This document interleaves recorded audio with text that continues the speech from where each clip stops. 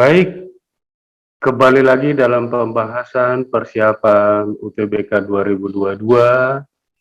Soal berikut molekul berikut yang tidak memiliki dipol permanen adalah.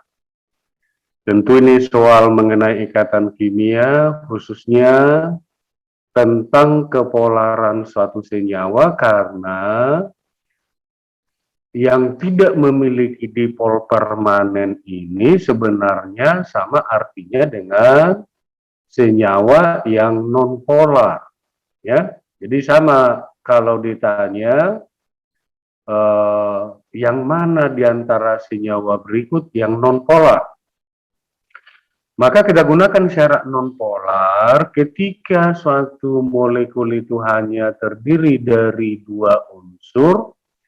Maka yang nonpolar itu adalah yang bentuknya X2.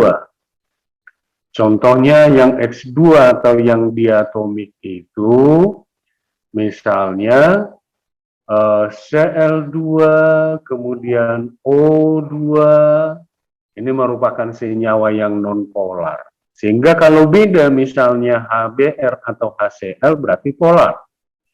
Itu kalau hanya dua unsur. Jika lebih dari dua unsur, maka dia memenuhi dua syarat. Syarat pertama, senyawanya harus simetris.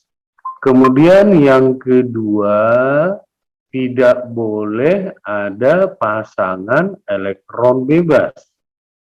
Maka yang pertama kita periksa, jika suatu senyawa lebih dari dua unsur, kita periksa dulu apakah simetris atau tidak. Kalau misalnya tidak simetris, seperti contoh dalam pilihan misalnya, C2H5OH itu kalau digambarkan kan, C2H5OH itu adalah CH3, kemudian CH2OH, inilah C2H5OH. Apakah semua yang diikat oleh atom pusat atau C-nya sama? Ternyata tidak, OH ini beda, maka ini bukan senyawa yang simetris, sehingga akibatnya senyawa ini adalah senyawa yang polar. Tapi kalau misalnya dia simetris, maka kita harus lanjut dengan apakah ada PEB atau tidak. Sebagai contoh misalnya, NH3 itu adalah satu N yang mengikat 3H, atau seperti di pilihan ada NCl3, berarti satu N mengikat 3Cl. Dengan demikian yang diikat sebenarnya sama.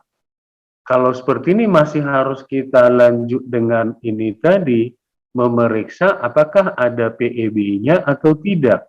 Apakah ada yang sisa. Bagaimana cara memeriksa yang sisa? Tentu harus tahu berapa elektron valensi atau golongan N.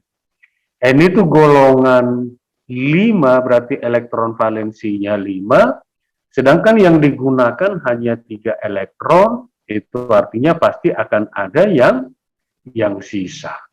Karena ada yang sisa, maka senyawa itu merupakan senyawa yang polar.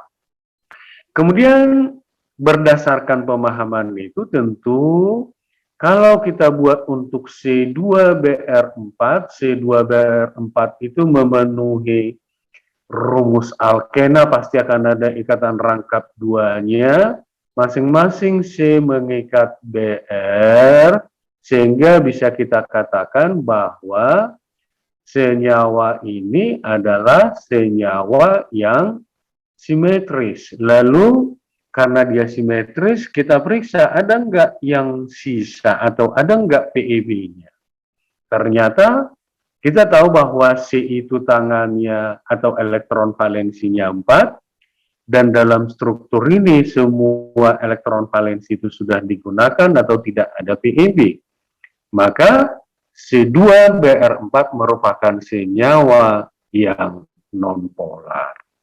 Demikian pembahasan soal ini, mudah-mudahan udah paham. Terima kasih.